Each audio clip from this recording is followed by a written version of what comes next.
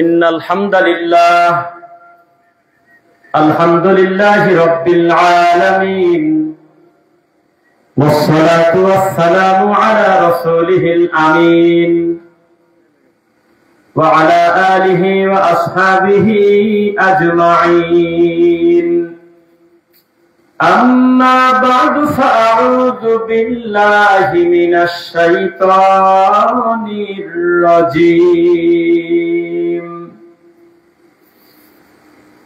يقول الكافر يا ليتني كنت ترابا وقال تعالى يوم يعض الظالم على يديه يقول يا ليتني اتخذت مع الرسول سبيلا يا ويلتى ليتني لم أتخذ فلانا خليلا قال النبي صلى الله عليه وسلم من كان يؤمن بالله واليوم الآخر فليكن خيرا أو ليصمت اللهم صل على محمد وعلى آل محمد كما صليت على إبراهيم وعلى آل إبراهيم إنك حميد مجيد اللهم بارك على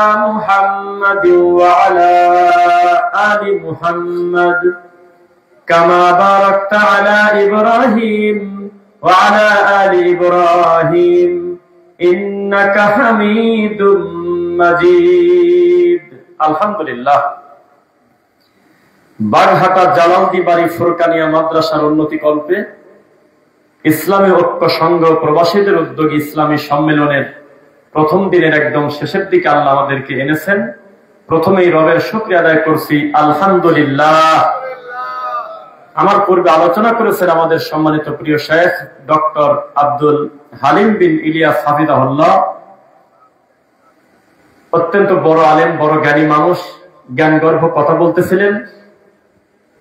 একদম মনোযোগ সহকারে আপনারা তার মুখের কথাগুলো শুনতেছিলেন। আল্লাহ সুবহানাহু ওয়া তাআলা শায়েখের ইলমে বারাকাত দিন, আল্লাহুম্মা আমিন। তার পূর্বে আরো যারা কথা বলেছেন স্থানীয় আমাদের সম্মানিত ইমাম সাহেবগণ এবং আগামীকালকে আরো যাদেরকে দিয়ে আল্লাহ বলাবেন, সকলে আমরা প্রশংসা করছি আল্লাহর আলহামদুলিল্লাহ। শান্তি অবতীর্ণ হোক, দরুদ ও সালাম সেই রাসূলের উপরে। মা মিন মুসলিমিন ইউসাল্লিমু আলাইহি, পৃথিবীর যে কোনো মুসলিম যে কোনো জায়গা থেকে যদি একবার সালাম দেয়, ফারুদ্দা আলাইয়া রূহি, রাসূল বলেছেন যে দিচ্ছে 5000 কিলোমিটার ফাঁকে থেকে, নরসিংদী থেকে হয়তো, কিন্তু সঙ্গে সঙ্গে আল্লাহ আমার রুহ দিয়ে দেয়, আমার আত্মার ভিতরে, শরীরের ভিতরে আমার রুহটা ফেরত দিয়ে দেয়। আমি আত্মার জগতে বলি ওয়া আলাইকুমুস সালাম ওয়া রাহমাতুল্লাহ, কথা আমি নবী বলে দেই। তখন আমার দেহটা আর দেহ থাকে না, ওর ভিতরে আল্লাহ রুহ দিয়ে দেয়। ইমাম ইবনুল কাইয়্যিম রাহিমাহুল্লাহ বলেছেন যে এটা মুহাম্মদ সাল্লাল্লাহু আলাইহি ওয়াসাল্লাম, তার সাথে তুলনা চলবে না। সাধারণ মানুষের কবরের পাশ দিয়েও যখন কোনো মানুষ দাফন করে হেঁটে যায়, তো পায়ের ঠকঠকানি আওয়াজ পর্যন্ত কবরবাসী বুঝতে পারে। হঠাৎ করে একটা পিতার সম্মান বেড়ে গেল, লোকজন মিটিং শুরু করলো যে ব্যাপারটা কি, তোমার মর্যাদা এরকম ছিল না, দিন দিন উপরের দিকে যাচ্ছ কেন? তখন তিনি বলবেন নিচে ভালো কাজ করতেছে আমার ছেলে, তো সে কারণে উপর দিকে উঠতেছে খালি। যারা মনে করেছেন যে কবরের জায়গাটা একেবারে নীরব, কোনো আওয়াজ নাই, নীরব, একেবারে কঠিন শহর, এটা ভুল। সেখানেও আমাদের মতো আলোচনা হয়, মিটিং হয়। রুহটা ধরে নিয়ে যখন যাচ্ছে, তখন চারদিকের লোকজন খালি কংগ্রাচুলেশন জানাচ্ছে, খালি ওয়েলকাম জানাচ্ছে, আর বলতেছে কদ আফলাহাল মুমিনুন, এ মুমিন সফল হয়ে গেল রে, জান্নাতের দিকে চলে আসতেছে রুহু। বারবার তাকে ফিতা কেটে স্বাগতম জানানো হয়। বোঝা যাচ্ছে যে কেউ একজন আসতেছে। আর খারাপটা রওনা দিলে পরিস্থিতি এমন দুর্গন্ধে, এমন পরিস্থিতি খারাপ হয়, আল্লাহর কাছে তারা প্রার্থনা করে, আউযু বিল্লাহ পড়ে। তো কেউ এই কথা মনে করবেন না যে কবর মানেই একেবারে নীরব শহর। ঠিক আছে, ওখানে লাঠি হাতে করে আমি যদি দৌড়াদৌড়ি করি, মারামারি করতে চাই, আমাকে মারতে কেউ আসবে না, কথা ঠিক। তবে আত্মার জগতে তারা আমাদের কর্মকাণ্ড বোঝার মতো ক্ষমতা আল্লাহ তাদের দিয়ে দেন। এজন্যই নেক সন্তানের কথা আমাদের সম্মানিত শায়েখ যেহেতু শেষের দিকে বলে গেলেন, এই জন্য কথাটা মনে পড়লো, ওয়ালাদুন সালিহুন ইয়াদউ লাহু, ওই নেক সন্তান যে পিতামাতার মৃত্যুর পরে আল্লাহর কাছে তার জন্য কল্যাণের দোয়া করে। আর এই দোয়া কোন জায়গায় শিখবে? এই ফ্যাক্টরির নাম হলো এই যে জালালদি বাড়ি ফুরকানিয়া মাদ্রাসার মতো দিনী প্রতিষ্ঠান। আল্লাহ সেই জায়গায় আমাকে বসিয়েছেন, আলহামদুলিল্লাহ। এবার আলোচনার শুরু করার পূর্বে আমি 4টা কথা বলেছি। 3টা পড়েছি আল্লাহর কোরআন মাজিদের আয়াত, আর 1টা পড়েছি রাসূলের হাদিস, 1টা পড়েছি হলো সূরা নাবার শেষের দিকের আয়াত, আর 2টা পড়েছি 25 নম্বর সূরা নাবার 26, 27, 28। আল্লাহ সুবহানাহু ওয়া তাআলা আমাদেরকে জানাচ্ছেন যে ইয়াকুলুল কাফিরু ইয়া লাইতানি কুনতু তুরাবা। কোন ছাগল ডেকে বলবে না যে আল্লাহ আমাকে যদি মাটি বানায় দিতেন আমি কতই না ভালো হতো, এই কথা বলবে না, কোনোদিনও বলবে না। কোন গরু ডেকে বলবে না যে আল্লাহ আমাকে যদি আপনি মাটি করে দিতেন আমার কতই না ভালো হতো, আপনি আমাকে গরু বানাইছেন কেন, বলবে না। মানুষ বলবে, কাফের বলবে, অত্যাচারী বলবে। এখানে জালেমের কথা, তবে সেই জালেম মানে ওই জালেম না যে অন্যের মাথার উপরে বাড়ি দিয়েছে। এখানে মূল জালেম সে তার নিজের উপরে জুলুম করেছে। ইয়াউমা ইয়া'আদ্দু যালিমু আলা ইয়াদাইহি লাম আত্তাখিযহু ফুলানান খলিলা। আল্লাহর কাছে ডেকে বলবে আল্লাহ 2 হাত কামড় দেবে, খালি নিজের হাত নিজে কামড়াবে আর বলবে ইয়া লাইতানি ইত্তাখাযতু মা'আর রাসূলি সাবিলা। দুনিয়াতে যদি রাসূলের সাথে চলতাম তো কতই না ভালো হতো। কার সাথে চলতাম বলেন? রাসূলের সাথে। আমি পরিস্থিতি আপনাকে বোঝাতে পারবো কিনা জানেন, তবে প্রত্যেকটা লোক আমার দিকে তাকাবেন। আমার আজকের বক্তব্য 1 ঘন্টা যদি দেই, আপনার মনে হবে এই 1 ঘন্টা বক্তব্য দেওয়ার আগে লোকটা পরিকল্পনা করে আসছে অনেক আগে থেকে। আসলেই তাই, ইনশাআল্লাহ আমি সাজিয়েছি সেভাবে। নিজের 2 হাত নিজে কামড়াবে আর বলবে আল্লাহ আমার আফসোস, আমি যদি রাসূলের সাথে দুনিয়াতে চলতাম তাহলে আমার এই বিপদ আসে না। আশেপাশের পরিস্থিতি এত কঠিন, আরে গরু পর্যন্ত মাপ পায় না। ওর শিং বড় ছিল, এখন শিং নাই। যার শিং ছিল না তার শিং গলায় দিল। অশিংওয়ালা শিংওয়ালাকে গোতা দিচ্ছিল, এখন শিংওয়ালা অশিংওয়ালাকে গোতা দিচ্ছে। আমি চোখের সামনে দেখলাম, আবার তাদেরকে মাটি করে দিল। তখন তিনি বুঝে ফেলবে আমার রব আমাকে মাটি করবেন না, কারণ আমার কেবল শুরু হচ্ছে ডিপার্টমেন্টের কাম। তখন সে ভয়তে বলবে, নিজের হাত নিজে কামড়াবে। আলা ইয়াদাইহি, 2 হাত কামড়াবে। ইয়া'আদ্দু যালিমু আলা ইয়াদাইহি ইয়া লাইতানি ইত্তাখাযতু মা'আর রাসূলি সাবিলা। আমি যদি দুনিয়াতে রাসূলকে ধরে ফেলতাম তাহলে আমার এই বিপদ আসে না। এখানে তাফসীর ইবনে কাসির 96 নম্বর পৃষ্ঠার পুরা সিরিয়ালে লেখা, আমি রাসূলের সাথে চলতাম শব্দের অর্থ দেখে দেখে চলতাম তা না। সাহাবী হতে পারে, সাহাবীদের পর থেকে শুরু করে কিয়ামত পর্যন্ত রাসূলের যত উম্মত তাকে মেনে চলে নাই, কিন্তু নবীর পরে জন্ম প্রত্যেকে এই কথা বলবে, কামড়াবে আর বলবে আল্লাহ আমি যদি রাসূলের সাথে চলতাম, মানে তার নীতি মেনে নিতাম, এই কথা বলবে। এরপরে এবার শেষের দিকে আরেকটা কথা বলবে, ইয়া লাইতানি লাম আত্তাখিয ফুলানান খলিলা। ফুলানান মানে অমুক।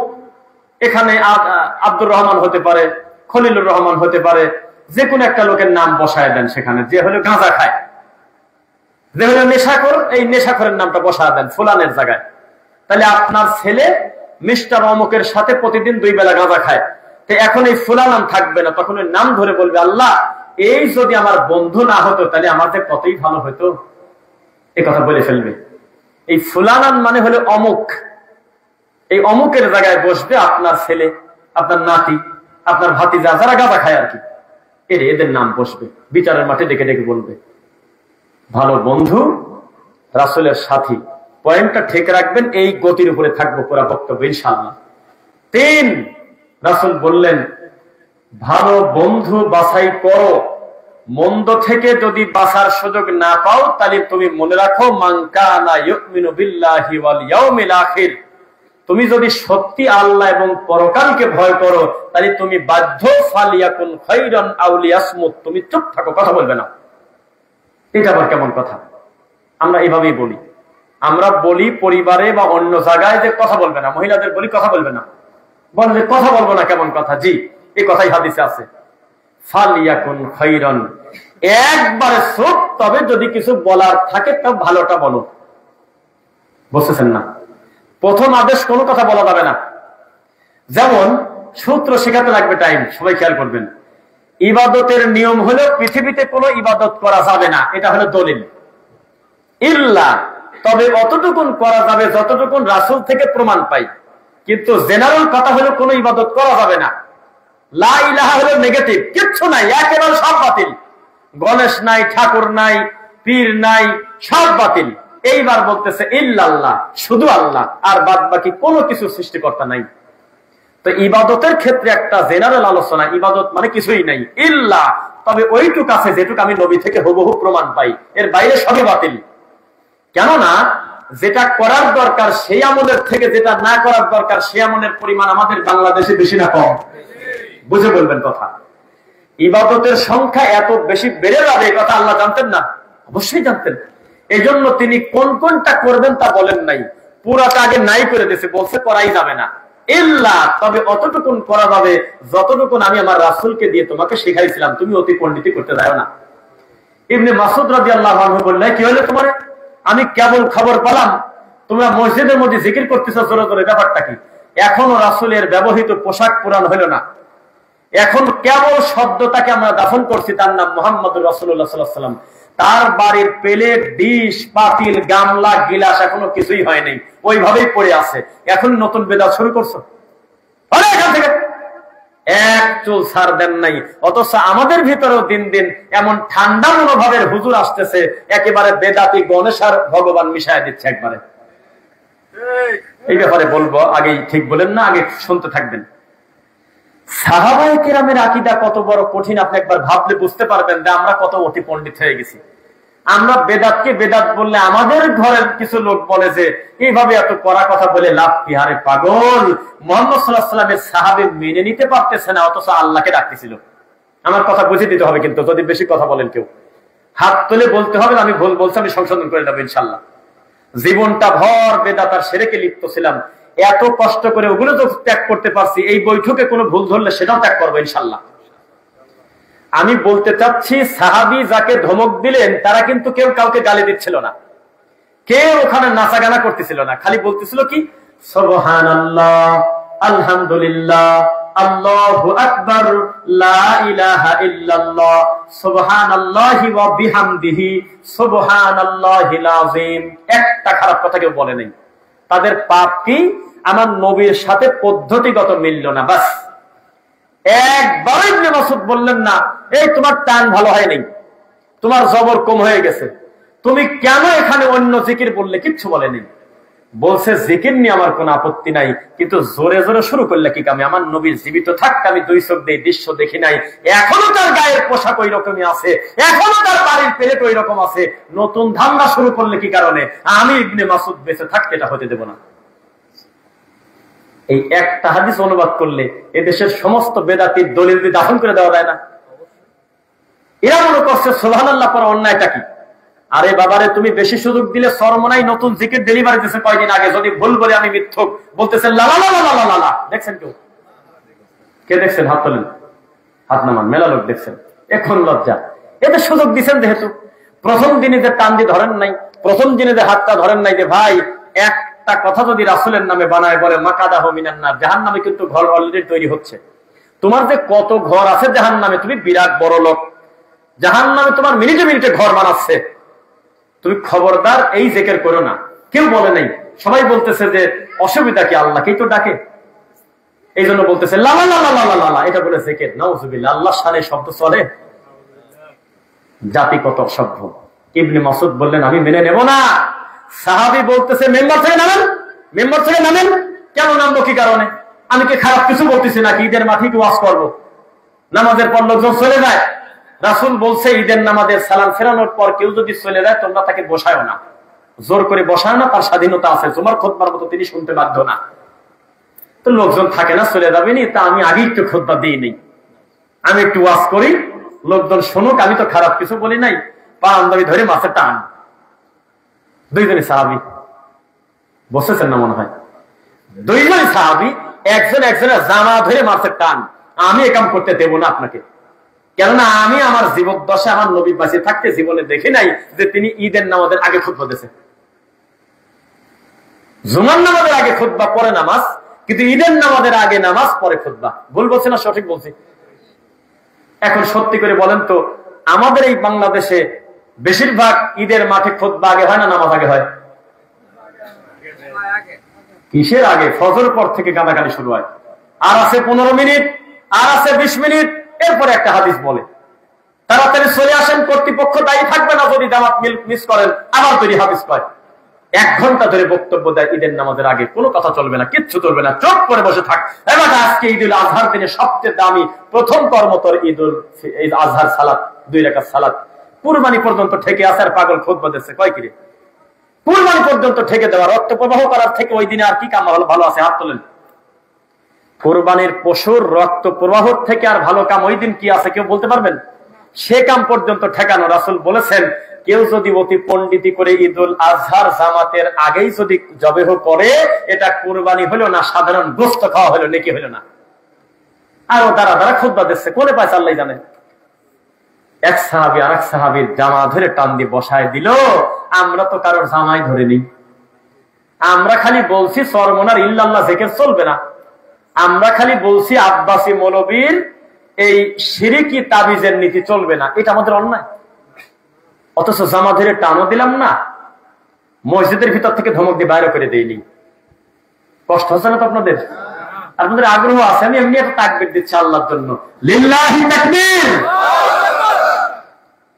আল্লাহর রাসূল মসজিদের মুসল্লি ধরে কয়েছে যে গোরস্থানের কাছে দিয়ে আসো, বাকিউল গারকাত গোরস্থানের কাছে দিয়ে আসো। বাকিউল গারকাত হলে তো আপনারা চেনেন না, কিছু লোক চেনেন, ভাই চেনে, আর হাতে গোনা কিছু মুরব্বীরা খুব একটা চেনেন না।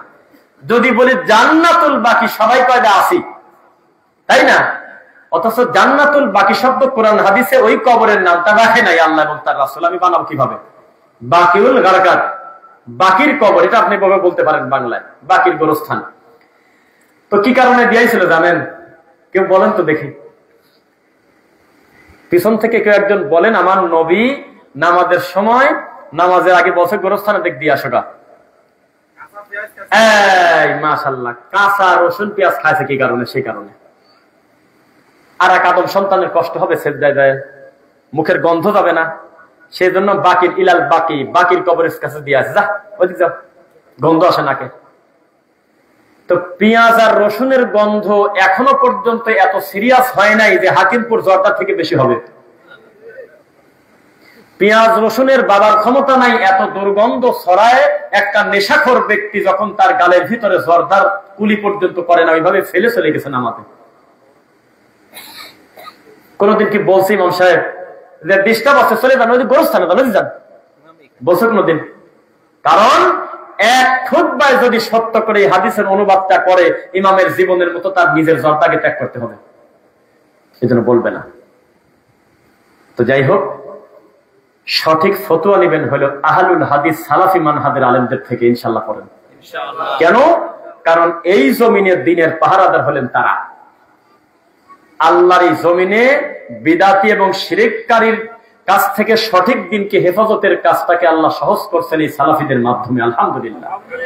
এজন্য ভুল করেও কোনো বেদাতির বক্তব্য শুনবেন না, বেদাতির সাথে উঠা বসাও করবেন না, বলেন ইনশাআল্লাহ। এইবার 3 নাম্বার, ইয়া লাইতানি কুনতু তুরাবা, সূরা নাবা 30 নাম্বার পারা। ডাইরেক্ট বলবে, আল্লাহ আমি যদি মাটি হয়ে যেতাম আমার কতই না ভালো হতো, কথা বলবে।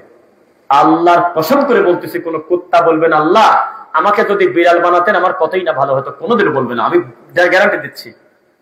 কোনোদিনও কোনো খরগোশ বলবে না যে আল্লাহ আমাকে যদি আপনি হরিণ বানাতেন আমার কতই না উপকার হতো, জীবনেও বলবে না মুখ দিয়ে।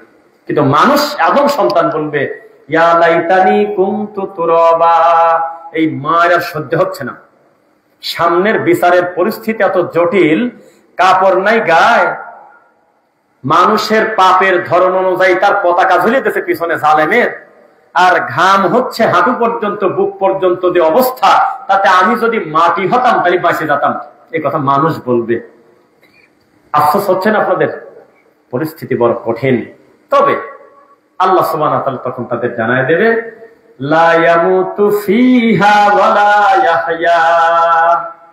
এমন মায়ের শুরু হবে তাদের, না মরবে না বাঁচবে। এই মনে হয় মরে গেল আবার উঠবে, এই মনে হয় বেঁচে গেছে আবার মরবে। মানে তার মরাও নাই, তার বাঁচাও নাই। এই কথাগুলো বলে আপনাকে আমি কিন্তু একটা পর্দায় নিয়ে নিলাম, শক্ত করে আগে বসালাম যে বিচারের মাঠের অবস্থা কত কঠিন। এইবার আপনাকে বলি, পৃথিবীর ইতিহাসে ওই যে পিঁপড়া বোঝেন, পিপিলিকা পিঁপড়া, এই পিঁপড়ার কথা একটা নবী বুঝে ফেলছিল। বলেন তো সে নবীর নাম কি? মাশাআল্লাহ, শ্রোতা, শিক্ষিত শ্রোতা। সুলাইমান নবী বলল যে তুমি এই কথা বললে কাজে, তুমি আমি পারা দিয়ে শেষ করে দেবো না তোমার। সুলাইমান নবী কথা বলছিল, তার মানে তিনি ভাষা বসছে। আল্লাহর কসম, পৃথিবীর কোন নবী আজ পর্যন্ত কোনো কথা বলে নাই, আল্লাহর কিতাবেও নাই, যে বিচারের মাঠে অথবা দুনিয়াতে একটা গরু মুনাজাত করে একদিন বলছিল আল্লাহ আমার বাছুরটাকে আপনি গরু হিসাবে কবুল করেন। নাই। একটা কুকুরের সর্বোচ্চ কয়টা বাচ্চা হয় কেউ বলতে পারবেন? তুমি এবার তো গবেষণা করলে কিভাবে? আচ্ছা যাই হোক, 9টা 10টা যদি বাচ্চা হয় কুকুরের, একটা কুকুর জীবনে কোনোদিন মুনাজাত করে বলেন আল্লাহ আমার 10টা কুকুরকে তুমি কুকুরের মতো কুকুর হিসেবে গড়ে তোলো? কোনোদিনও বলে না, কোনোদিনও না। বরং যেই গরু কেবল বললেন যে গরু তুই অমুকের খেতে যাস না, মন মতো পিটালেন, গেলে ঝগড়া হয়, গেলে মানুষের ক্ষেত খাওয়া হয়, সেই গরু একটু পরে আবার যায় না? এত অথর্ব, এত দুর্বল জাতির পেট থেকে যে বাছুর বাড়াচ্ছে, বাড়াই মারতেছে দৌড়। ভুল বলছি নাকি? আপনি এখন গুগলে লেখেন কোন পাখি মায়ের পেট থেকে বের হওয়ার পরে তার সাথে আবার উড়ে চলে যায়, এরকম পাখি পাবেন? কেবল সারা রাত ধরে অপেক্ষা আছে, রাত 2টা পর্যন্ত বাছুর হবে মায়ের, মানে গাভীর থেকে বাছুর হওয়ার 1-2 ঘন্টা পরে মার ওলান চাপতেছে। মিথ্যা বলছি আমি? আর আপনি যাকে বলেন সৃষ্টির সেরা, এটা বলা যায় না, মানে বোঝাচ্ছে আপনি বলেন এই আদম সন্তান জন্ম নিয়েছে, প্রায় 3 বছর লেগে গেছে তার ভাবকে ক্লিয়ার করে বাপ বলা। প্রায় 2 থেকে 2.5 বছর লাগছে তার নিজের দাদাকে দাদা বলে ক্লিয়ার করে ডাকা। 2 বছর 2.5 বছর ধরে মা এখনো পর্যন্ত আয়ত্ত করতে পারে নাই যে আমি ভাত খেতে বসছি, তুই এখানে পায়খানা করিস না। 2.5 বছর 3 বছর ধরে মা এখনো ক্লিয়ার করতে পারলো না যে বেটা বিছনা ভরে পেশাব করিস না। প্যাম্পাস কেবল খুলে দিয়েছে, ওই টাইমে পেশাব করছে, অথচ এতক্ষণ প্যাম্পাস পরানো ছেলে পেশাব করেনি। তাহলে আপনি কি শক্তিশালী ডিপার্টমেন্ট না দুর্বল? খলিকল ইনসানু দাইফা, সৃষ্টিকর্তাই তো বলতেছে আমি আমার আদম সন্তানকে বানাইছি বড় দুর্বল করি। এত অহংকার করেন কি কারণে? দরকারটা কি? মান তাওয়াদা আলিল্লাহ রাফাহুল্লাহ। আল্লাহর জন্য যদি কেউ বিনয়ী হয়, আল্লাহ তার মর্যাদাটা লম্বা করে দেয়। সুবহানাল্লাহ। কে বিনয়ী হয়, কে কি করে? মানুষের মুনাজাত করা লাগে না মনে হয় নাকি? লাগে? কি বলেন লাগে না? মানে 25 বছরের ছেলের জন্য মুনাজাত করি, বাপ প্রতিদিন তাহাজ্জুদে কাঁদে, আল্লাহ গাঁজা বাদ দিচ্ছেন, আপনি একটু ব্যবস্থা করে দেন আল্লাহ। একটা কথাও শোনেন আল্লাহ, আপনি ছেলে মানুষ হিসেবে কবুল করেন। রাত দিন মুনাজাত করে, মা আল্লাহ আমার বেটাদার আপনি খারাপ সঙ্গ থেকে বাঁচান, মানুষ বানান, মানুষ বানান, মানুষ বানান। হুজুরও মাঝে মধ্যে মাথায় হাত দিয়ে দোয়া করে আর বলে আপনার ছেলেকে আল্লাহ মানুষ বানাক। কিন্তু কুকুর কোনদিন তার কুকুরের জন্য দোয়া করে বলে না যে আমার সন্তানকে আপনি কুকুর হিসাবে কবুল করেন। কেন? পৃথিবীর একটা মাত্র সৃষ্টি মানুষ, যার জন্ম নিলে শুধু মানুষ হওয়া যায় না, তাকে মানুষ হতে হয় আলাদা করে।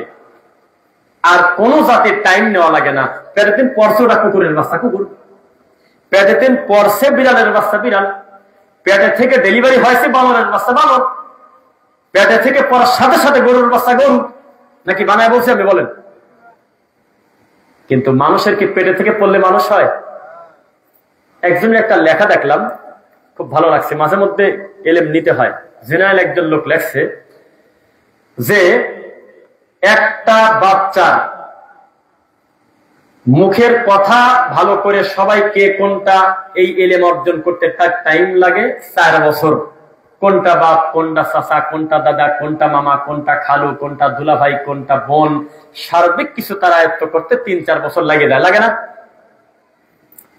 এরপরে 18 বছর 15 বছর পড়াশোনা করে এলেম অর্জন করে, করার পরে তখন তার শিক্ষক তাকে বলে দিয়েছে, তুমি কিন্তু এখন এমএসসি শেষ করলে, তুমি কিন্তু সদ্য এমএ পাস করলে, তুমি কিন্তু অনার্স পাস করলে, তুমি কিন্তু ডিগ্রি করলে, তুমি কিন্তু ইন্টার করলে, তুমি কিন্তু এসএসসি করলে, বলে না? না, তার মানে আপনি কম ধরেন, সর্বোচ্চ কমই ধরেন, আপনি ধরে নিলাম 15 বছর লাগে একটা ছেলের এলেম অর্জন করতে, জ্ঞান অর্জন করতে, কথা শিখতে।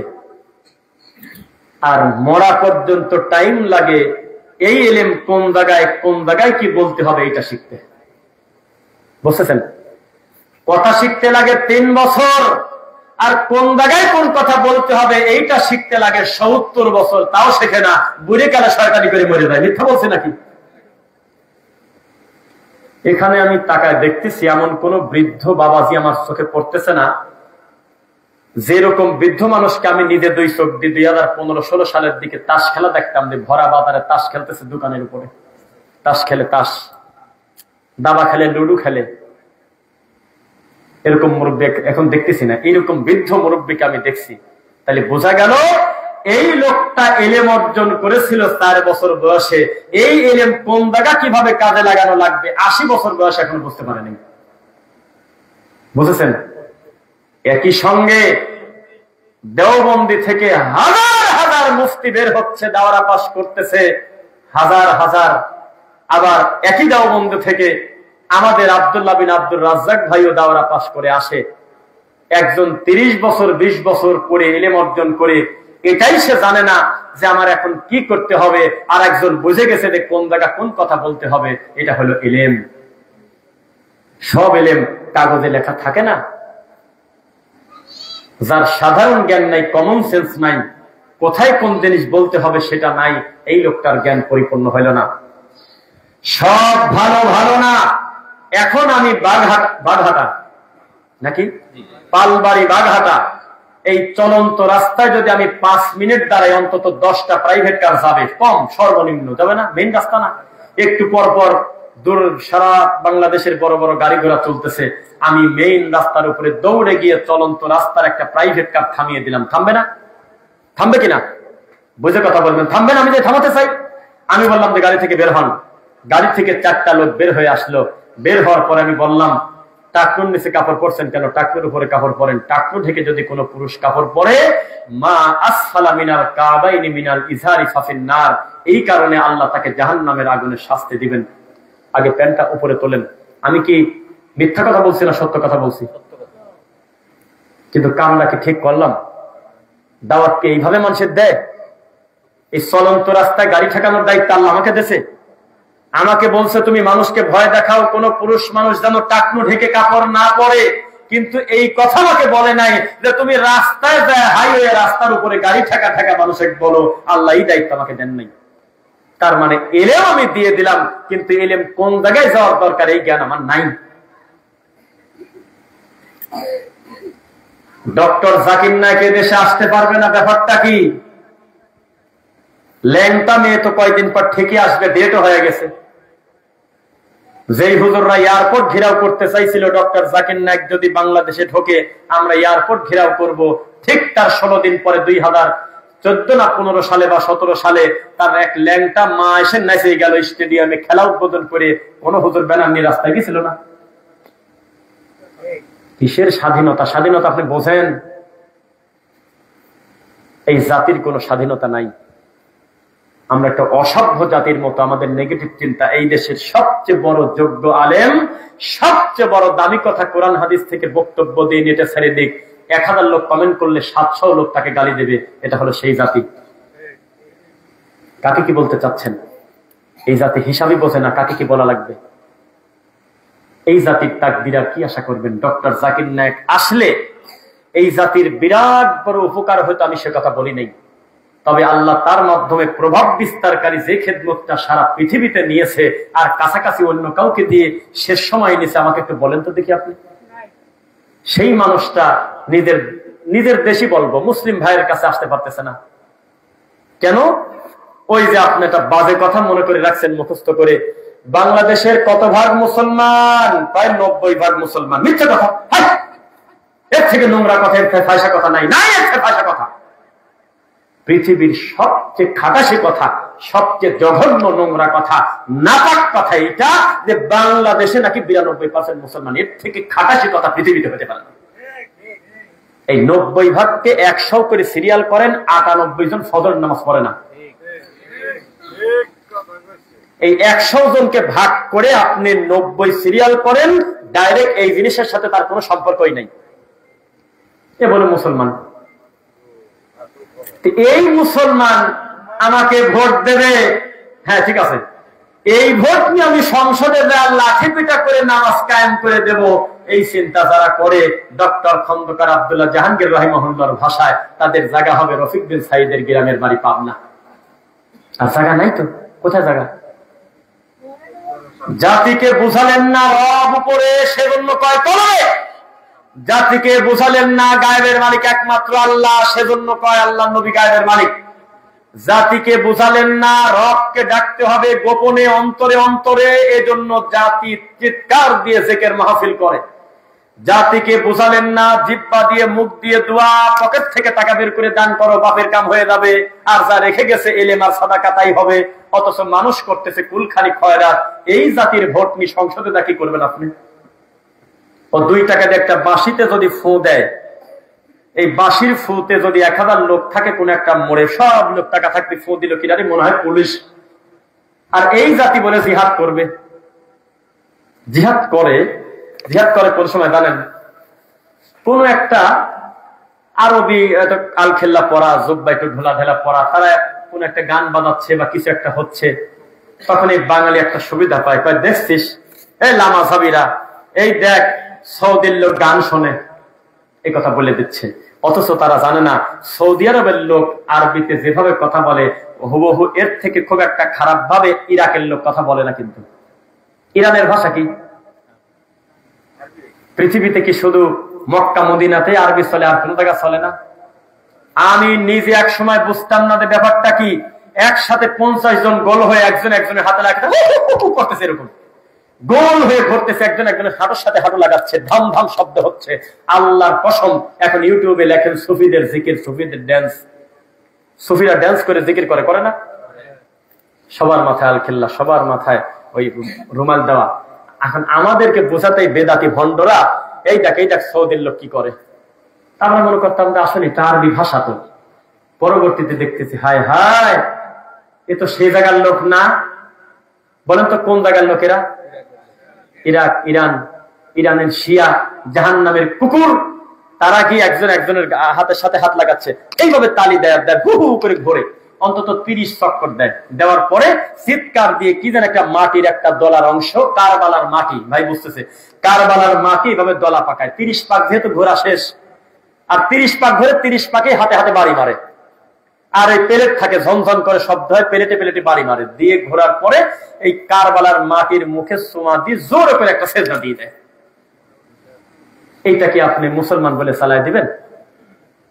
তার মানে দেখতে দাড়ি, দেখতে টুপি, দেখতে চশমা, দেখতে আলখেল্লা জুব্বা হুবহু এক, ভিতরে চিরে দেখা যায় না। অনেক ক্ষেত্রে তাদের মাদ্রাসা আমাদের থেকেও বড়, তাদের হুজুর আমাদের থেকে গঠন লম্বা, আমাদের থেকেও শরীর স্বাস্থ্য। এক জায়গা বসলে মনে হয় যে বাবা এ তো কঠিন ঠাকুর। এই ঠাকুর বলতেছে বাবা ইল্লাল্লাহ জিকির করা কোনো দোষের কিছু না, আল্লাহ নিজেই তো ইল্লাল্লাহ জিকির করে। দলিল দিচ্ছে ওমা ইয়াগফিরুয যুনুবা ইল্লাল্লাহ, তো কুরআনেই তো ইল্লাল্লাহ জিকির আছে, তো জিকির করা যাবে না কইছে কিনা শুনছেন?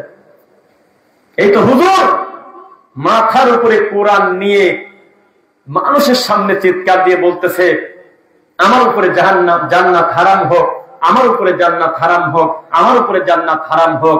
বুখারীতে যদি জোরে আমিনের হাদিস থাকে, বলতেছে ডাইরেক্ট মানুষের সামনে বলতেছে, দেখছেন বলে দিচ্ছে, একেবারে খোলা মাঠে বলে দিচ্ছে। ও মুসলমান, যারা বলে নির্দিষ্ট কোন মাযহাব মানা যাবে না, তারা ভালো লোক না, তারা ওয়াহাবি, তারা লামাযহাবি, ইহুদির দালাল। 4 মাযহাবই হক, 4 মাযহাবের কোন একটা মাযহাব আপনি মানতে বাধ্য। মাযহাব হলো ফরজ। দলিল গরুর হলো 4টি বান, সেজন্য মাযহাব 4টি ফরজ। দলিল কিভাবে দিচ্ছে? কয় যে একটা গরুর বান থাকে, দুধের বান থাকে 4টা। কয়টা? আপনার এলাকায় কম বেশি আছে নাকি? 4টা।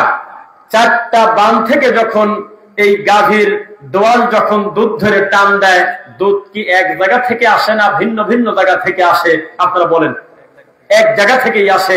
তখন তারা বলতেছে হানাফি, মালিকি, শাফি, হাম্বলি মাযহাব 4টা হতে পারে, সব কিছু মূলত এক জায়গা থেকে আসে, এজন্য তার মাযহাব হলো ফরজ।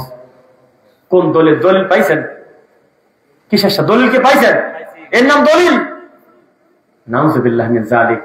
তাই তো আমাদের পাকিস্তানে একজন বড় ইন্ডিয়ার একজন বড় বিদ্বান আলেম, আমাদের আহলুল হাদিসের, তিনি বলেছিলেন, ওরে ভন্ডের গ্রুপ, যেই জায়গা থেকে তোরা দুধটা ডেলিভারি পাচ্ছিস 4টা দানা থেকে, ওই মূল ফ্যাক্টরির নামই হলো আহলে হাদিস। আমরা ভাগটা করিনি, আমরা ডাইরেক্ট গ্যারেজের থেকে নিচ্ছি।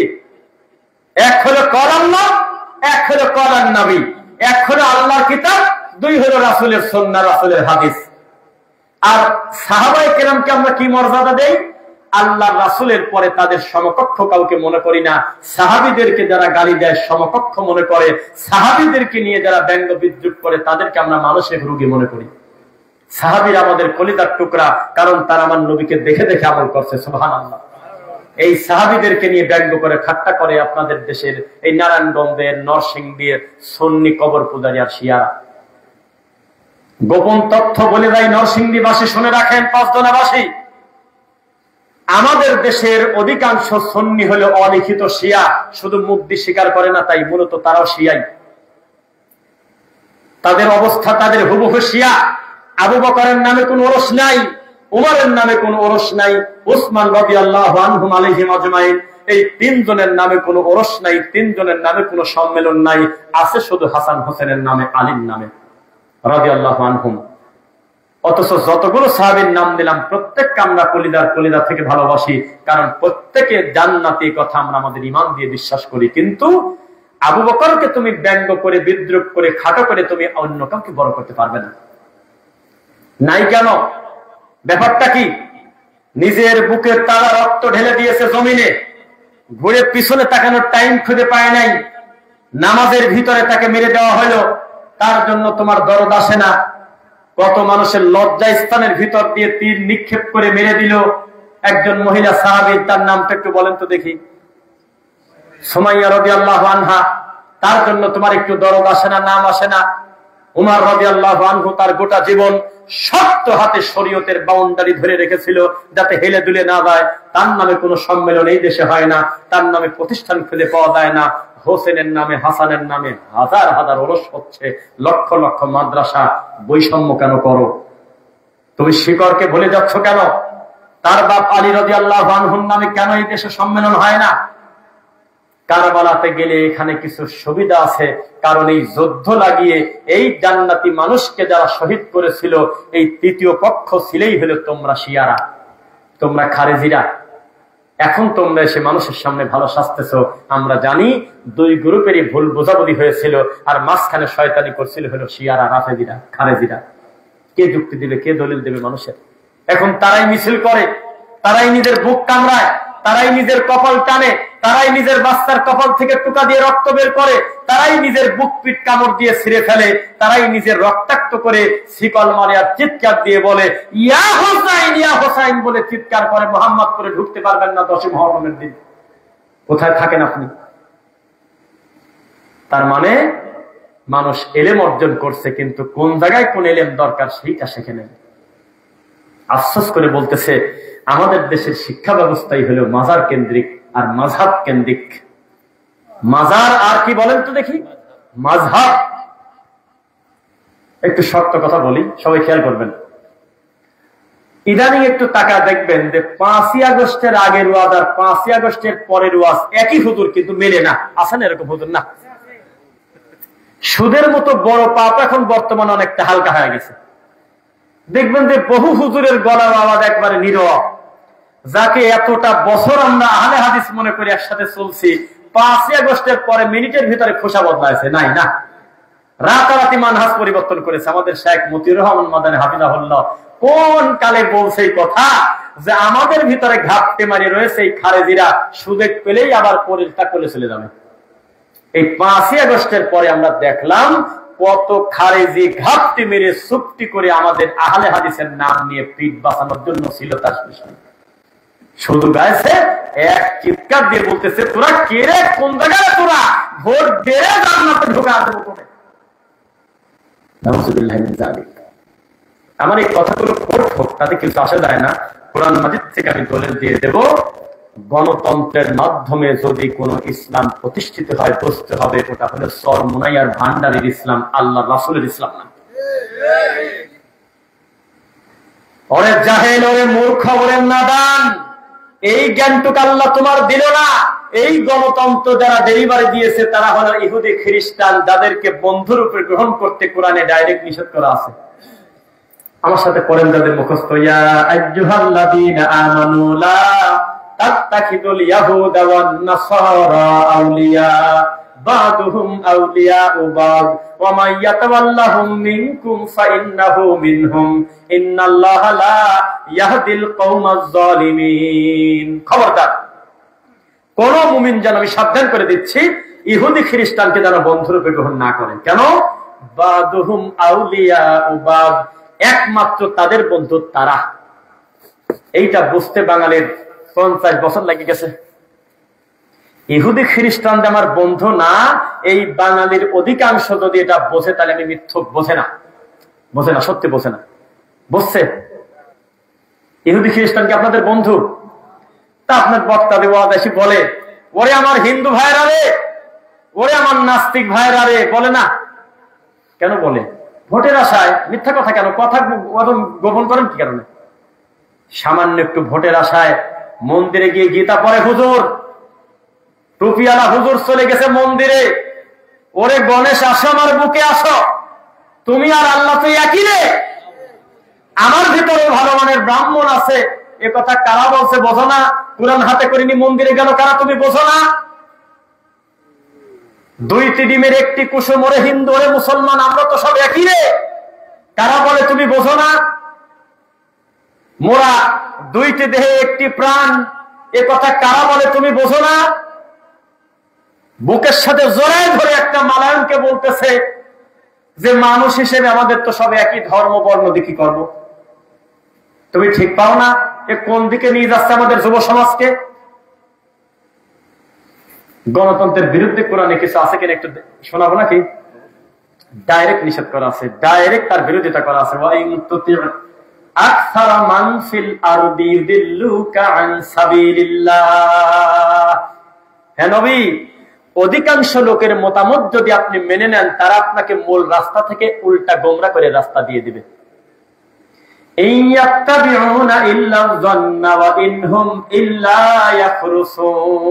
কারণ অধিকাংশ মানুষ হলো অনুমানার ধারণার উপর চলে, আন্দাজে চলে। মিথ্যা কথা নাকি? না কষ্ট পাচ্ছেন মনে হয়? তাহলে আরেকটা বলি, ওয়ামা ইউমিনু আকসারুহুম বিল্লাহ ইল্লা ওয়া হুম মুশরিকুন। আমি বলি না আমি আল্লাহ যে তারা ঈমান আনে না, আমি তা বলি না। তারা লা ইলাহা ইল্লাল্লাহ পড়ছে, তারা ফজরের নামাজ পড়ে, তারা তাসবিহ পড়ে, তারা লা ইলাহা ইল্লাল্লাহ পড়ছে, আমি অস্বীকার করলাম না। ইল্লা ওয়া হুম মুশরিকুন, তারপরেও অধিকাংশ তারা মুশরিক। কথাকে চ্যালেঞ্জ করবেন কেউ? ঈমান আনার পরেও মুশরিক হয়, চ্যালেঞ্জ করবেন কেউ? তারা কারা? একবার যদি কোনো মন্দিরে গিয়ে কোনো হুজুর, কোনো টুপিওয়ালা, কোনো দাড়িওয়ালা, কোনো ইমানদার, কোনো মুসলিম খালি একবার মুখ দিয়ে বলে তোমাদেরকে আমি মন থেকে শুভেচ্ছা জানাই, নতুন করে যদি কালেমা পড়ে তওবা করে যদি বাড়িতে না ঢোকে, তার ঈমান নিয়ে শঙ্কায় আছে, সামান্য একটু রাখি দিলাম, আব্বাসীর মতো ডাইরেক্ট সিলটা মারলাম না, একটু আল্লাহর উপরে ছেড়ে দিলাম যে আল্লাহ তুমি ভালো জানো। তবে বাহ্যিক দৃষ্টিতে তুমি আল্লাহকে যারা অপমান করতেছে সেই জায়গা দিয়ে শুভেচ্ছা জানানোর পরে ঈমান দিয়ে কেমন ভালো থাকে তা আমরা ভালো করেই বুঝি। রাসূল সাল্লাল্লাহু আলাইহি ওয়াসাল্লাম স্বাভাবিক করে হাঁটতেন, না জোরে না আস্তে। এ ভাই বানায় বলছি, জোরে জোরে হেঁটে যেতেন। আস্তে আস্তে হেঁটে যেতেন না, তিনি স্বাভাবিক হাঁটতেন। স্বাভাবিক হাঁটতেন। কিভাবে হাঁটতেন বলেন? বলেন কিভাবে হাঁটতেন? স্বাভাবিক। সেই রাসূল হাঁটতে হাঁটতে জোরে করে হাঁটতেছে, জোরে করে চলে গেছে দৌড় দিয়ে। সাহাবীরা একটু ফাঁকে, তারাও দৌড় দিয়ে দেবো, আল্লাহ নবী আপনি এতক্ষণ পর্যন্ত আসলেন হেঁটে হেঁটে স্বাভাবিক, এই জায়গা দৌড় দিলেন কেন? রাসূল সাল্লাল্লাহু আলাইহি ওয়াসাল্লাম বললেন, এই জায়গা কি জায়গা তোমরা বোঝো না? এই জায়গা আল্লাহ রাগ করে লানত দিয়ে তাদের উল্টে দিছিল তাদের পাপের কারণে। তা আমি এখনো আশঙ্কা করতেছি আল্লাহর রাগ মেটেছে নাকি। এই জন্য এই জায়গার কাছে যাওয়ার সময় মারছে দৌড়। ভাষা বোঝেন? এই কথাগুলো নিয়ে বাড়িতে যাবেন ইনশাআল্লাহ। আল্লাহর নবীর জান্নাতি সাহাবীরা নবীর দৌড় দেওয়া দেখে দৌড় দিল। দৌড় দিলেন কেন? এতক্ষণ হাঁটলেন, এখন দৌড় দিলেন কেন? আমার এখনো ভয় হচ্ছে এই জায়গার উপরে আল্লাহর রাগ এখনো কমছে নাকি। আর মন্দিরে চলে গেছে, ঘোষণা দিয়ে চলে গেছে। তো মিলান তো দেখি। এবার আপনারা আমাকে একটু সাক্ষী দেন, এই মন্দিরে যাওয়া গ্রুপের হুজুরের সংখ্যা বাংলাদেশে বেশি না কম? এই কথা বলেন, মাইকের সাউন্ড তো ঠিকই আছে, কথা বলেন। ঠিক আছে, মন্দিরে যাওয়া হুজুরের সংখ্যা দেশে বেশি না কম? এখন পর্যন্ত কত বড় বেহায়া বেলজ্জাতি বিবৃতি দিয়ে একটা বারও বললো না যে কান ধরে তওবা করলাম, আমার গণেশের কাছে যাওয়াটা ঠিক ছিল না। কারণ এই মানের বিরোধিতা করার জন্যই তো মুহাম্মদ সাল্লাল্লাহু আলাইহি ওয়াসাল্লামকে আল্লাহ দুনিয়াতে এনে বললেন 360টা চলবে না, একটা চলবে, তার নাম হলো রব্বুল আলামিন। তার কোনো মূর্তি প্রতিকৃতি হয় না, তিনি রব্বুল আলামিন। সেই জিনিসের কাছে আমি মুসলমান, আমি যাই কিভাবে? আমার যাওয়াই তো চলে না। চলে? চলে নাকি?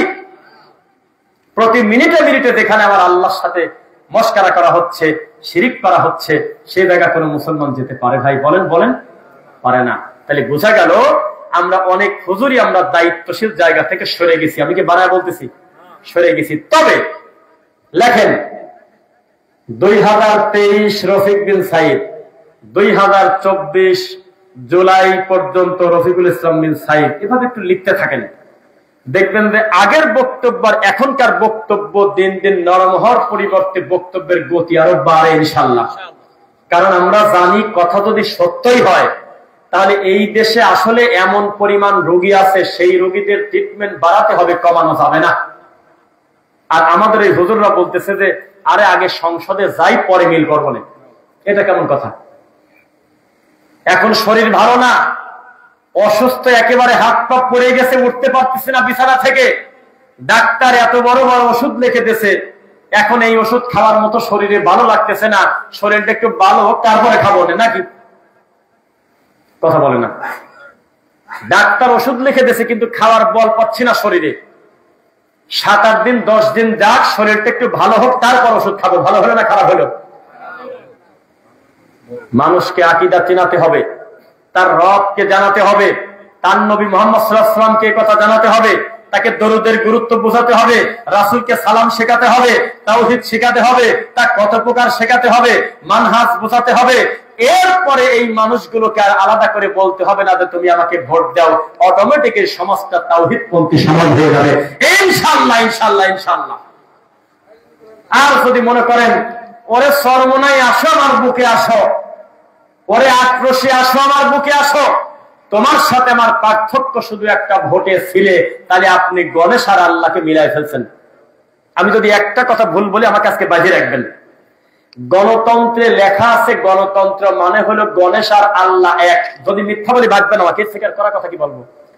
গণতন্ত্র মানে হলো রফিকুল ইসলাম বিন সাইদ আর মন্দিরের যে কোনো একটা ঠাকুর হুবহু এক। যদি এক চুল বেশ কম করেন তাহলে একটা ভোট হারাবেন। আমি কি বানায় বললাম নাকি কথা? গণতান্ত্রিক কথা লেখা আছে। আস্তে করে বলি, জোরে করে বলবো না, আবার এটা ভাইরাল হলে কেমন দেখায়। সত্য কথা অনেক সময় নিজের কথা বলতে হয় না। পলিটিক্যাল সায়েন্স, রাজনৈতিকের উপরে আল্লাহ আমাকে মাস্টার্স করাইছে, অনার্স মাস্টার্স, জাতীয় বিশ্ববিদ্যালয় থেকে। তো ওখানে একটু দেখলাম লেখা আছে যে গণতন্ত্র মানেই হলো আর একটা ভাইয়ের উপরে জুলুম না করা পর্যন্ত আমি উঠতে পারবো না। এটা নিয়ম, এটা সিস্টেম। আমার হাতে যতদিন থাকবে আমি ধরে নেবো যে জাতিতে একটু পর পোল্টি নিয়ে নেবে, জাতিতে এরকমই। তাহলে আর এক সেল যে আমার পক্ষে আসবে তার তো গ্যারান্টি নেই। তাহলে একবার সুযোগ যখন পাইছি মন মতো ধ্যানে নেই। তা আপনি কেন বুঝলেন না? গণতন্ত্র প্রতিষ্ঠিতই হয়েছে যাতে কোনো একটা রাষ্ট্রে নির্দিষ্ট কোনো ধর্ম প্রতিষ্ঠিত হতে না পারে, গোটা জাতি যাতে নাস্তিকতার মতো করে ঘরে ধর্মের নামই যাতে নিতে না পারে। আর আমাদের হুজুররা বলতেছে এ তোরা কোন জায়গায় সূরা আহজাবে লেখা আছে ভোট দিলি জান্নাত। এত সহজ? আল্লাহ আমাদের ফিতনা থেকে বাঁচান, আল্লাহুম্মা আমিন। এরপরে ডাইরেক্ট এখন ওই সেই কথা চলে আসি, আফসোস করবে বিচারের মাঠে যারা। আল্লাহ ইয়াউমা ইয়া'আদ্দু যালিমু আলা ইয়াদাইহি লাম ইয়াত্তাখিয ফুলানান খলিলা ইয়া ওয়াইলাতা লাইতানি ইস্তাখাযতু মা'আর রাসূলি সাবিলা। দুই হাত কামড়াবে আর বলবে রাসূলকে যদি মেনে নিতাম। তারা কারা? এই ঠান্ডা হুজুরদের ব্যাপারে একটু বক্তব্য দেই ইনশাআল্লাহ, কি বলেন? যতদূর পারি বলতে থাকি, বাকিটা 9 তারিখে আপনার বাড়ির কাছে এসে বলে যাবো আরেক জায়গায় ইনশাআল্লাহ, ভাইদের ওখানে। খেয়াল করবেন সবাই। আমাকে বলা হচ্ছে চাঁপাইনবাবগঞ্জের রহনপুর, নাম শুনছেন? রহনপুর শোনার দরকার নেই, চাঁপাইনবাবগঞ্জ শুনছেন নাকি? চাঁপাইনবাবগঞ্জে আমার বক্তব্য যখন রানিং শুরু হবে তার আগে এখানে বসা আছে বড় একটা হুজুর, যার টুপি আমার মাথার 3টা এক জায়গা করলে যত বড় হয় তত বড়। সেই হুজুর আমাকে এতগুলো মানুষের সামনে ধমক দিচ্ছে, ভয় দেখাচ্ছে, কিন্তু লোকজন বসতেছে না, তার কারণ তার মুখে রোমাল। উনি আমাকে বলতেছে পণ্ডিত বেশি হয়ে গেছেন না, বেদাত আর শিরক যে পাপ আমরা জানি না, খালি আপনারাই জানেন। এইভাবে মুখটা আহা, আমি এখানে বসে আছি পাগলের মতো, অসহায়ের মতো বসে আছি, উনি হলো সভাপতি। বেদাত শিরক করলে পাপ হয় আমরা জানি না, খালি একই কথা বলো। আমরা কি বেদাত আর শিরক বুঝি না? মানে ওরা কোন গ্রুপের হুজুর বুঝছেন তো নাকি? নাম বলেন না।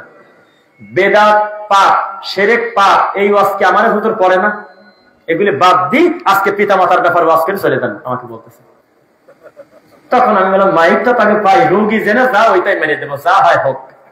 স্টেজে ডাইরেক্ট কেউ কাউকে মারে না ভাই, এটা একটা ভয় পান আপনারা। তাই তাহেরিও যদি এখানে ওয়াজ করে কেউ কিছু কবি জানে, সবাই কবি আল্লাহু আকবার। কয়জন কার মারে বলেন তো দেখি? মার তো কথা হিসাবে। যখন বললো যে আমার মাথার টুপিতে জান্নাত আছে, তখন তো ধরে পিটার কথা, কোন জায়গায় হাত দিয়েছে। যখন বললো বিচারের মাঠে আমার বাপ দাদা জাহাজ নিয়ে রওনা দেবে, পিটার তো কথা, কিন্তু কিছু বলে নাই তো। যখন বললো যে আল্লাহর নাম নিয়ে অমুক মহিলার দিক টাকা থাকেন, তখন তো পিটার কথা, কিন্তু পেরে নাই তো। যখন বললো যে আমি রকেটে চলে যাই, তখন তো পিটার কথা, কারণ এটা ইসলাম নাই। কি বলতেছে এগুলি জালসা এসে? তার মানে বোঝা গেল যে পিটার জায়গায় জাতির পেটে না, কারণ জাতির কোনো অনুভূতি নেই।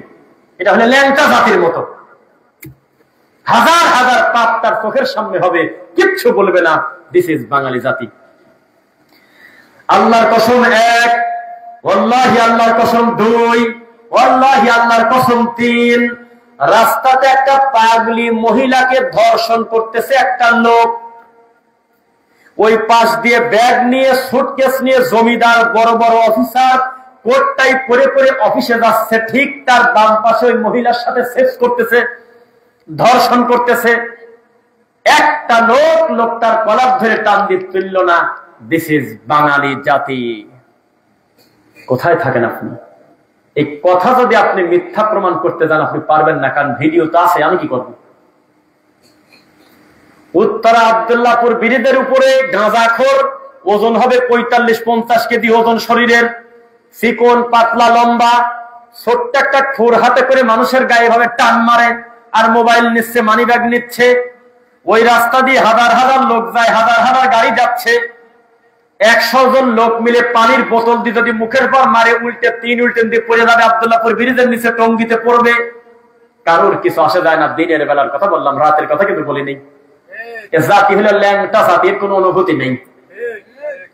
ওর নিজের বাড়িতে পানি ঢোকার আগ পর্যন্ত ওখানে আমার কি, আমার বাড়িতে পানি আছে নাকি? ওর পাশে প্রতিবেশীর বাড়িতে একটু নিচে ডুবে গেছে, কিন্তু ও বলতেছে আমার বাড়ি থেকে পানি আছে নাকি, আগে আসুক। এই জাতির কপালে আর কেমন হুজুর চড়বে একটু বলেন আমাকে?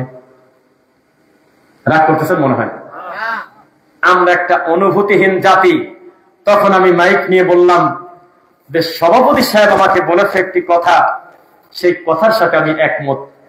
মিট মিট করে হাসতেছে, আমি মুখের দিকে তাকাইছি, তখন দিকে হাসতেছে। ও মনে করছে যে আজকে রফিক বিন সেই জায়গায় পড়ে গেছে, কিন্তু আমি তো পরিস্থিতি তো আমি তোমার পাইছি।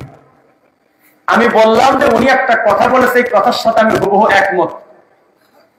আহলুল হাদিস ছাড়া, ডাইরেক্ট মাজার পূজারি ছাড়া অন্যান্য ঘরানার আলেমরাও বিদআত শিরক যে পাপ, এই ব্যাপারে জাতিকে বক্তব্য দেয়। আমি স্বীকার করলাম। উনি হাসে, আমি বললাম যে কিন্তু একটু পার্থক্য আছে এক জায়গায়। এটা আবার পার্থক্য কি? তখন বললাম, আপনাদের হুজুরকেও যদি বলেন যে বিদআতের ব্যাপারে 1 ঘন্টা বক্তব্য দিতে হবে, আমি দায়িত্ব নিয়ে বলতেছি আপনাদের ভিতরে বহু আল্লামা আছে 1 ঘন্টা বিদআতের উপরে বক্তব্য দেবে, আমি জীবনে অস্বীকার করবো না। আমাদের আহলুল হাদিসদেরকে তো বলাই লাগে না, একের টানা 2-4 ঘন্টা শুধু বিদআতের উপরে বক্তব্য দিতে পারে, একের মিনিমাম জ্ঞান নেই ইনশাল্লাহ। পার্থক্য কই? পার্থক্য তো নাই, না আছে এক জায়গায়। আপনার এই বাম পাশের এই আপনার হুজুর বিদআত 1 ঘন্টা বক্তব্য দেবে, কিন্তু বলেও বাসরের নাম মুখে নেবে না, কোনটা কোনটা বেদাত এইটা কয় না। আর আমাদের অপরাধ হলো আমরা বেদাতকে পাপও বলি, কোনটা কোনটা বেদাত এটা ধরায় দেই, এই তো পার্থক্য। আর আপনারা যদি বলে দেন যে চট্টগ্রামে গায়ে মিলাদ পড়লে বিদআত হবে, ভোট হারাবেন, আল্লাহর কসম ভোট পাবেন না, অধিকাংশ ভোট শেষ। কারণ ওই দেখো ওইখানে অধিকাংশ লোক হলে মাজার পূজারী, মিলাদ পড়াকে তারা ধর্ম মনে করে না, ফরজের চাইতে ফরজ মনে করে। নতুন দোকান দিয়েছে কিন্তু মিলাদ পড়ে নাই, তাকে বলে হলো ল্যাংটা দোকানদার। প্রমাণ নেন আমার কাছে, নেন প্রমাণ। নতুন বাড়ি করছে কিন্তু বাড়িতে মিলাদ না করে বাড়িতে ঢুকে পড়ছে, সেই লোকটার বাড়ির নাম দিয়েছে জেলের বাড়ি। প্রমাণ নেন আমার কাছ থেকে, আমার বাড়ি পাবনা।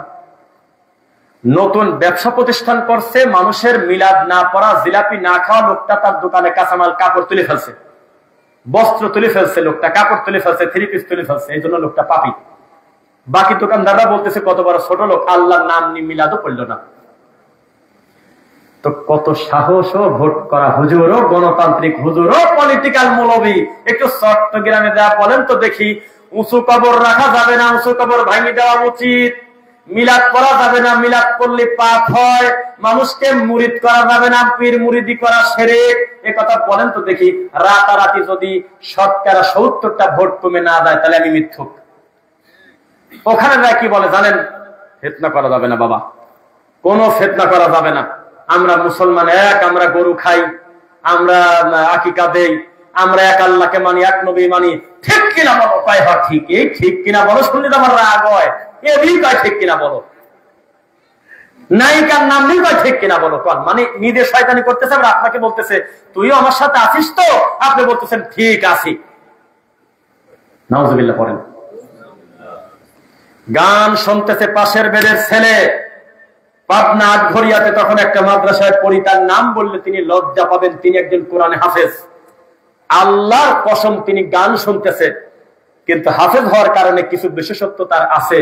একটা কথা কয়, মরে গেছে কিন্তু চোখ দুটি কিছু হয়নি। মরে গেছে চোখ দুটি কিছু হয়নি, এ চোখ দিয়ে কি করবেন? উত্তর দেন তো।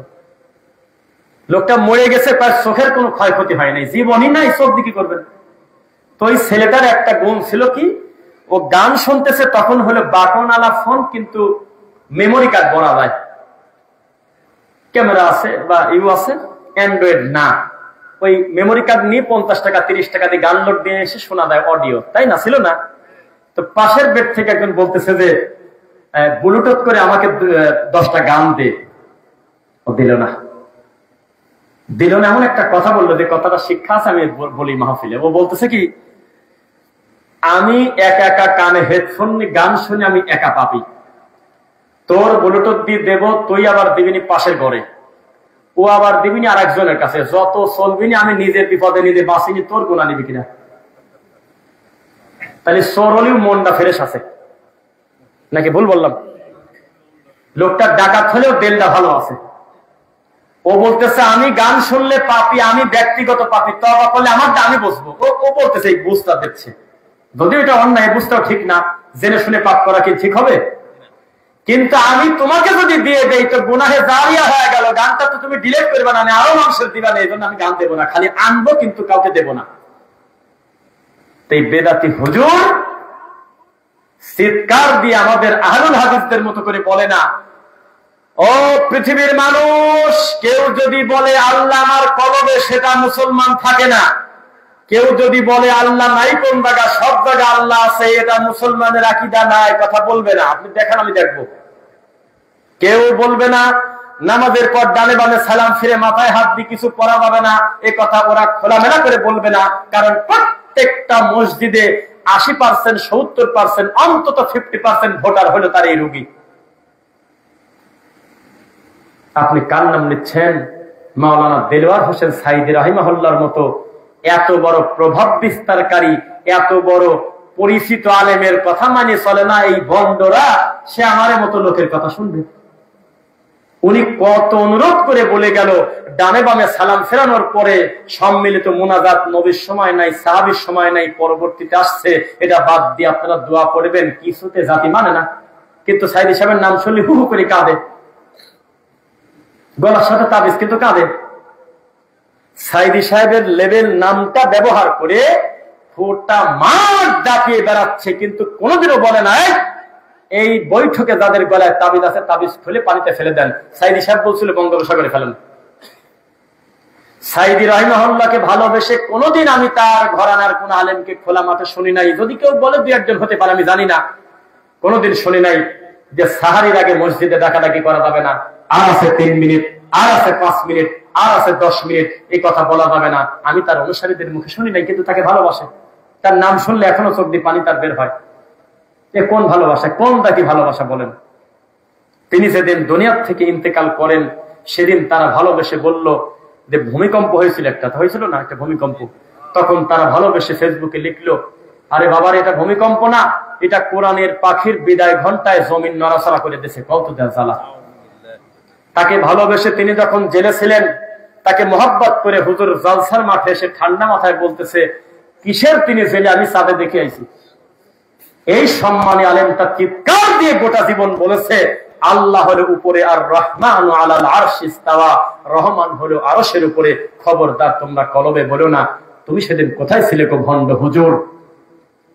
আল্লাহর কসম, সাইদি রাহিমাহুল্লাহ বলেছে, খতনা ইউনুস, অমুক খতম, তমুক খতম, 12 খতম, 19 খতম, এই কোন খতম ডেলিভারি দেওয়ার কোন সিস্টেম নাই। জীবিত মানুষকে কোরআন পড়াবেন, বোঝাবেন, এর নাম হলো কোরআনের হক। চট্টগ্রামের ময়দানে ওয়াজ করছিল, এখনো আছে। কে কার কথা শুনে? একটা অনুভূতিহীন প্রাণী। কে জানি বলছে যে নারায়ে তাকবীর, আর একেবারে 20-50 হাজার পুরা রাস্তা অবরোধ করে বলতেছে ঢুকে পড়ব সংসদে। এত সহজ? মার খেতে খেতে বলতেছিল, মাতা নাসরুল্লাহ, হে নবী সাহায্য কবে আসবে? মার তো খুব খাচ্ছি। নবী বলেছিলেন, ফাসবরুম জামিল, উত্তম ধৈর্য ধারণ করো, উপর থেকে ফয়সালা আসবে। লা তাহিনু ওয়ালা তাহজানু ওয়া আনতুমুল আ'লাউনা ইন কুনতুম মুমিনিন। তোমার কোনো ভয় নাই, তোমার কোনো চিন্তা নাই, বিজয়ের মালা তোমারই গলায় যাবে তুমি যদি মুমিন হও। বোঝা কি যাচ্ছে? খালিদ বিন ওয়ালিদের নাম শুনেছেন? যুদ্ধে চলে যাবে। আরে সর্দি ওয়াজ করতেছি আজকে দেখতেছি। খালিদ বিন ওয়ালিদ যুদ্ধে চলে যাবে। দাঁড়াও, এদিকে আসো, দলিল দিয়ে দাও, তুমি যুদ্ধে যাবে, জয়ী হবে, দলিল দাও, তোমার কনফিডেন্স লেভেলটা দেখতে চাই। তিনি বললেন যে আমার দলিল কোরআনের 2টা আয়াত আর রাসূলের একটা হাদিস। সুবহানাল্লাহ পড়েন। এক, লা তাহিনু ওয়ালা তাহজানু ওয়া আনতুমুল আ'লাউনা ইন কুনতুম মুমিনিন।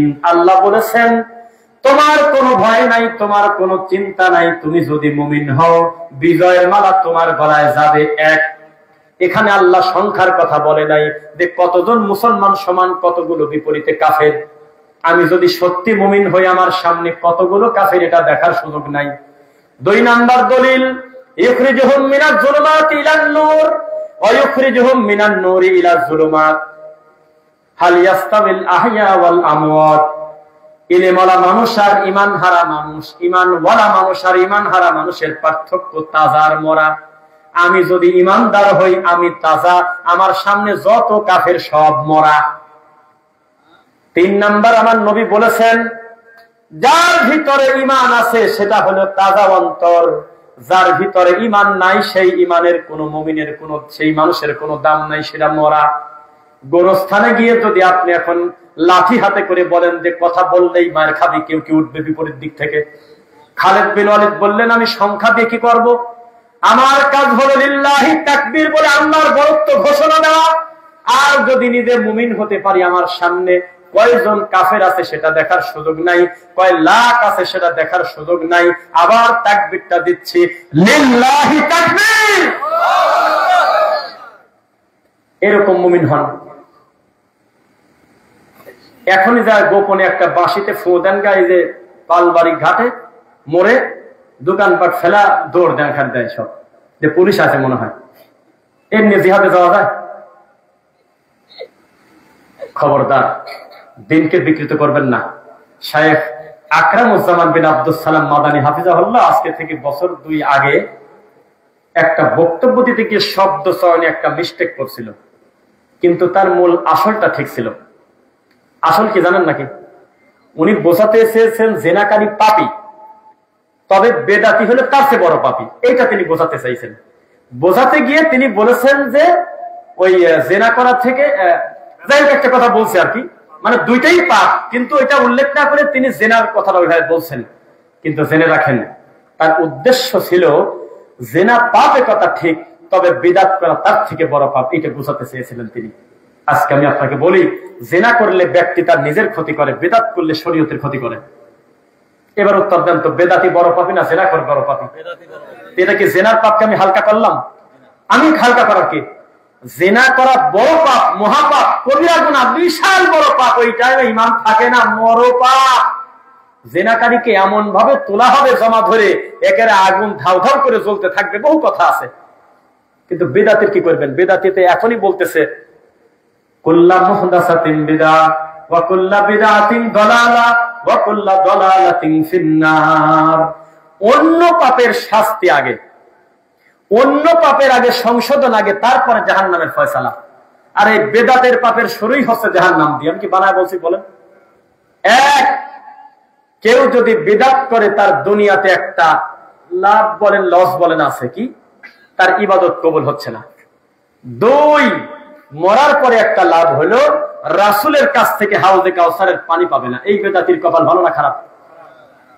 এই বেদাতিকে জঘন্য পাপী বলতে গিয়ে শায়েখ এমন বিপদে পড়ছিল, সারা দেশ থেকে কবর পূজারীরা তাকে চাপ দিয়ে দুনিয়ার মামলা ঝামলা করে কত হয়রানি কত কিছু।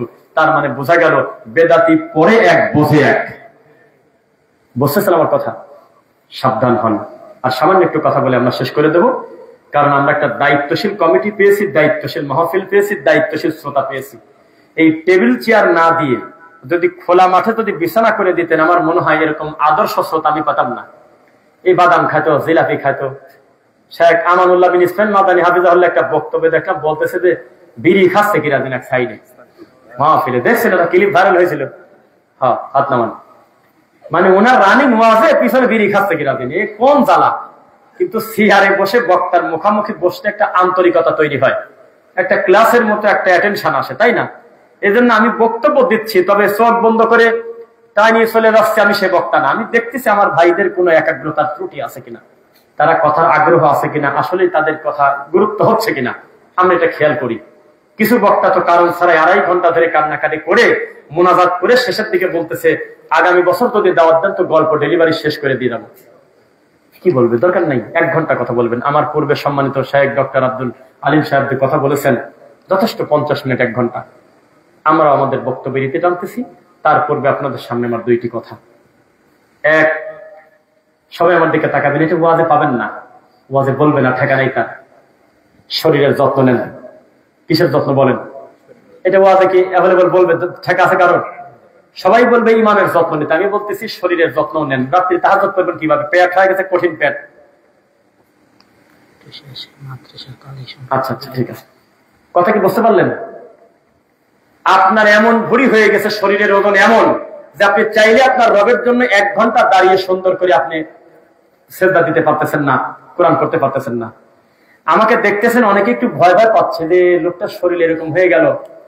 আমি ক্লিয়ার করে দিই কিছু জায়গায়। আমি গত 3-4 মাস আগেও ছিলাম 99 কেজি 300 গ্রাম। এখন বর্তমান আমি 26 কেজি কমায় 73 কেজি। এর যে কি মজা কি আরাম সেটা আমি বুঝি, আপনার বলার দরকার আছে, আমার কাজ। 58 দিনে 22 কেজি কমাইছিলাম। আমি যখন বুঝে গেলাম যে 64টা জেলাতে আমি দৌড়াচ্ছি, আমি তো আমার প্রতি জুলুম করতেছি, মন চাচ্ছে সাথের কাছে একটা হুজুরকে গরুর গোস্তের নিচে কথাই কয় না। এই যে খাবারটা আমি খাচ্ছি, এই যে অনিয়ন্ত্রিত খাবার, হালাল জিনিস, কিন্তু এই যে আমি সাধ্যের বাইরে আমার খেতে হচ্ছে, আমি যদি নিজেকে কন্ট্রোল এখন না করি। আমাদের সিনিয়র অনেক বড় বড় আলেম আজকে বার্ধক্য আসার আগেই তাদের বড় বড় অসুবিধা এবং বড় বিপদের দিকে নিজেদেরকে হয়ে গেছে একটা পর্যায়ে। হায়াত আমরা ঠেকাতে পারবো না। কিন্তু চেষ্টা তো করতে পারে একটু নিজেকে সুস্থ রাখতে, ফিট রাখতে পারে কিনা। তখন প্রপার ডায়েট, জিম করে শরীরটাকে একটা পর্দায় আনার চেষ্টা করলাম। আপনারা এখানে যারা আছেন, আমি এটা দাবি করব, যা পাবেন তাই খাবেন না। হালাল হলেই সেটা খেতে হবে সেটা না। জানেন কি আপনি হালাল জন্য গরুর গোশত 2 কেজি একবার মেরে দিবেন? একটা সিস্টেম নাই। তাই যে নবী তো মিষ্টি খাইছে, তো নবী মিষ্টি খাস, সে ঘন্টার পর ঘন্টা দাওয়াতি কাজ করছে, হেরা পর্বতে চলে গেছে, সারা দেশে তিনি তাওহীদের প্রচার করছে, শত শত কিলোমিটার চলে গেছে, আর আপনি মিষ্টি খাইয়ে সিধি শুয়ে পড়েন। তো বাং হবে কবে? খরচটা হবে কবে? 1 কিলো পথ একটু হাঁটেন না, শরীরের যত্ন নেন না। এই জন্য তো মসজিদে চেয়ার দেশে হয় প্রথম কাতার খালি চেয়ারই। এই ওয়াজ করে না ভাই, এটা করে না। হুজুর নিজেও রোগী, আমাদের মতো দাঁড়িয়ে 1 ঘন্টা খুতবা দিতে বলেন তো দেখি। আমাকে একজন কমেন্ট করছে যে আমি বিশ্বাস করবো না যে আপনার শরীর কমিয়ে আপনার রোগী হন নাই, আমি বিশ্বাস করবো না যদি নিজে সরাসরি 1 ঘন্টা আপনার একটা বক্তব্য শুনি তাহলে বসবো। তো সেই লোক নারায়ণগঞ্জ আমার একটা খুতবা শুনছে, শোনার পর বলতেছে আমার ভুল ভেঙে গেছে, শরীর কমে গেছে তবে এনার্জি ঠিকই আছে। তার মানে আপনি ভালোটা খাবেন, যেটা খেলে আপনার শরীরের উপকার হবে, প্রোটিন হবে, আপনি ভালোভাবে ব্রেনটা সুন্দর থাকবে, এই ভালো খাবারগুলো খাবেন। মনে থাকবে আপনার চতুর্পাশে আল্লাহ অনেক ভালো ভালো জিনিস দিয়ে রাখছে, কিন্তু আপনি ছোট লোক মনে করে খান না। মনে করেন যে কচু শাককে আমি খাবো কেন? আপনি এটা বোঝেন না যে এই শাকটা খেলে আপনার উপকারটা কি। আপনি জানেন না যে পেয়ারাটা খেলে আপনার লাভটা কি। আপনি জানেন না যে আল্লাহ সুবহানাহু ওয়া তাআলা আপনার হাতের কাছে অত্যন্ত কম দামে অনেক ভালো ভালো প্রোটিন দিয়ে রাখছে, আপনি জানেন না। কারণ আপনার মাথায় ঘটতেছে হলো রাজভোগ, আপনার মাথার ভিতরে ঘটতেছে হলো আপেল, কমলা, আঙুর, বিশাল বড় বড় কিছু। এগুলো হারাম বলি না, তবে চেষ্টা করবেন এর থেকেও ভালো ভালো খাদ্য আল্লাহ আপনাকে সহজে দিয়ে দিয়েছে, হাতের কাছে দেন নাই। হুজিবাতিল জান্নাতু বিল মাকারি ওয়া হুজিবাতিল জান্নাতু জাহান্নামু বিল মাকারি ওয়া হুজিবাতিল জান্নাতু বিশ শাহাওয়াত।